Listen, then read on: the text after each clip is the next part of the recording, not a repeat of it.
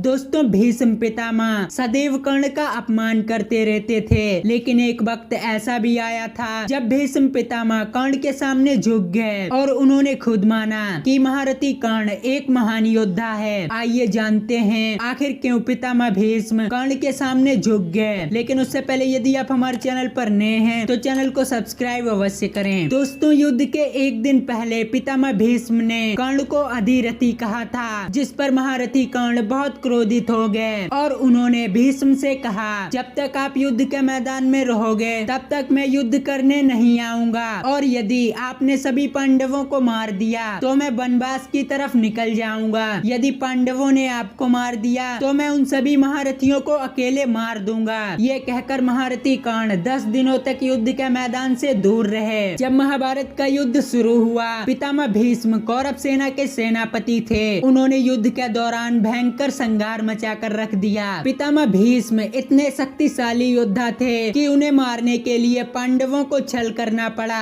अर्जुन अपने रथ पर शिखंडिनी को ले आए और उसके पीछे से पितामह भीष्म को बाणों की सैया पर लिटा दिया। जब कौरव पक्ष को ये बात पता चली तो कौरव पक्ष की सेना में हाहाकार मच गया। दुर्योधन ने महारथी कर्ण को कौरव सेना का सेनापति बनाया, लेकिन युद्ध से पहले महारथी कर्ण पितामह भीष्म के पास गए और उन्हें प्रणाम किया। और सूर्यपुत्र कर्ण ने पितामह भीष्म से कहा, हे पितामह, मैं वही कर्ण हूँ जो सदैव आपकी आंखों में चुभता रहता था। मैं वही कर्ण हूँ जिसका आप सदैव अपमान किया करते थे। हे पितामह, आखिर क्या दोष था मेरा? आप हमेशा मेरा अपमान क्यों किया करते थे? तब पितामह भीष्म ने कर्ण को प्रणाम करते देखा और वे बहुत खुश हुए। उन्होंने कहा, मैं तुमसे बहुत द्वेष करता था, लेकिन फिर भी तुम मुझे यहाँ देखने आए। हे महारथी कर्ण, मैं आज तुम्हें राज बताने जा रहा हूँ। तुम राधा और अधिरथ के पुत्र नहीं हो, बल्कि तुम सूर्यदेव और कुंती के पुत्र हो। कुंती ने तुम्हारा जन्म होते ही तुम्हें गंगा में बहा दिया था, और ये रहस्य मुझे देवऋषि नारद और श्री कृष्ण ने बताया। हे महारथी कर्ण, मैं तुमसे कभी द्वेष नहीं करता था। तुम सभी योद्धाओं में सर्वश्रेष्ठ हो, लेकिन तुम हमेशा अपने पांडव भाइयों से द्वेष करते थे, जिसके कारण मैं तुम्हारे पराक्रम को कम करने के लिए तुम्हारा अपमान करता था। कर्ण, मैं तुम्हारे पराक्रम को जानता हूँ। तुम्हारे जैसा शक्तिशाली योद्धा इस दुनिया में कोई नहीं। तुम सभी योद्धाओं में सबसे अधिक शक्तिशाली हो। भानुमति स्वयंवर में तुमने 100 से अधिक राजाओं को अकेले परास्त किया था, और वहीं महाशक्तिशाली जरासंध, जो कभी भी किसी युद्ध में नहीं हारा था, उसे भी तुमने परास्त करके अपने अधीन कर लिया था। और तुमने अपनी दिग्विजय यात्रा के दौरान पूरी पृथ्वी पर एक से एक महान योद्धाओं को जीत लिया था। हे कर्ण, तुम बहुत पराक्रमी और बुद्धिमान योद्धा हो। तुम सूर्य के समान तेजवान हो। लेकिन अब मेरी एक बात सुनो, तुम पांडवों के ज्येष्ठ भ्राता हो, इसलिए उनसे युद्ध करना छोड़ दो और उन्हें जाकर सब बता दो। तब कर्ण ने कहा, हे पितामह, जब मेरे पास कुछ भी नहीं था तो मुझे सब कुछ दुर्योधन ने दिया, और मैं अपने मित्र दुर्योधन के साथ विश्वासघात नहीं कर सकता।